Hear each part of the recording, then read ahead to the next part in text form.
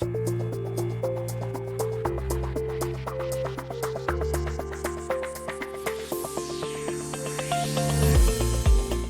my name is Kevin Homiak. I am a partner and pro bono chair at Wheeler Trigg O'Donnell.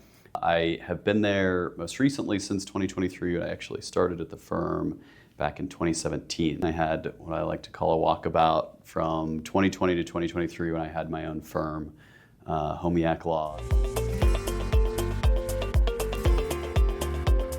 One of my very good friends, Bill Scarpato, he asked me to join a plaintiff's side 1983 case where we would be representing an incarcerated gentleman who was 73 years old at the time, who had not pro se a First Amendment retaliation claim and a procedural due process claim.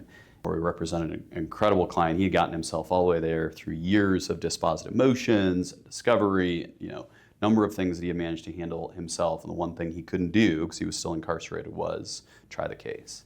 And so we did that, and I immediately fell in love with 1983 law and civil rights work, and particularly representing folks who are incarcerated. As my primary pro bono focus since then, civil rights cases that focus on folks who are incarcerated. I've done other plaintiff side pro bono cases in the civil rights space. Just recently got back from a bench trial in Alaska, which was on a class action that we brought on behalf of all of the 2,500 or so foster children in Alaska. But my primary focus is cases brought on behalf of folks who are incarcerated.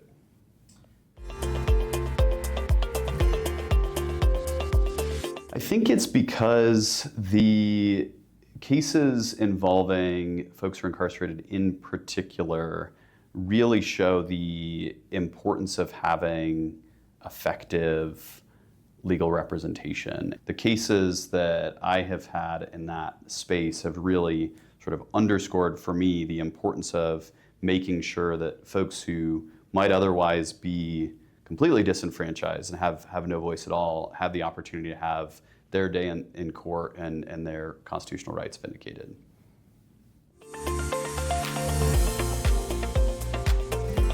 It really starts with the Federal Pro Se Clinic, which is limited scope. You have a short time window, 30 to 60 minutes, where you're meeting with someone who needs legal assistance on a question or discrete set of questions, and that's it. The second sort of broader in-scope representation is called the Federal Limited Appearance Program, or FLAP. That is a program that allows attorneys to represent pro se plaintiffs or pro se parties in, it's typically hearings, so it may be a discovery hearing or a status conference, perhaps a settlement conference. So the attorney does the workup related to that hearing and then really debriefs it with their client, and that's it. So limited in scope, you're not taking on the entire case. And then most involved is the federal court's civil pro bono panel, where you can take on an entire case. And so that is an opportunity for particularly younger attorneys to really understand what it takes to run a case and be able to work with a client directly to make the strategic decisions of what to focus on. And you get experience with dispositive motions and pretrial practice. I think that would have to be our Texas case. So Wheeler Trigg, my firm, partnered with a bunch of other incredible firms to really bring a lawsuit on behalf of a number of advocacy organizations asking for injunctive relief for a federal court judge in Texas to order that all of the 155,000 folks incarcerated in Texas be kept in safe temperatures.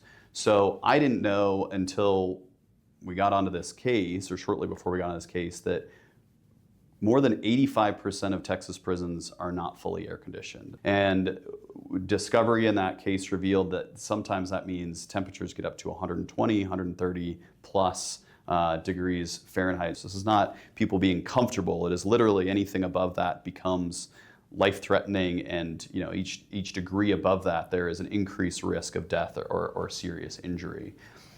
And the judge, so this was last summer, the judge just a couple months ago ordered that, or he found that the prison conditions were plainly unconstitutional in violation of the Eighth Amendment.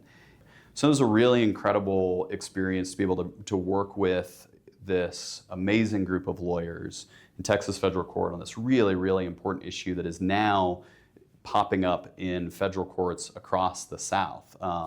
We all know that it's getting hotter, and so this issue is going to be even more pressing because of how dangerous it is for people to be kept in these conditions.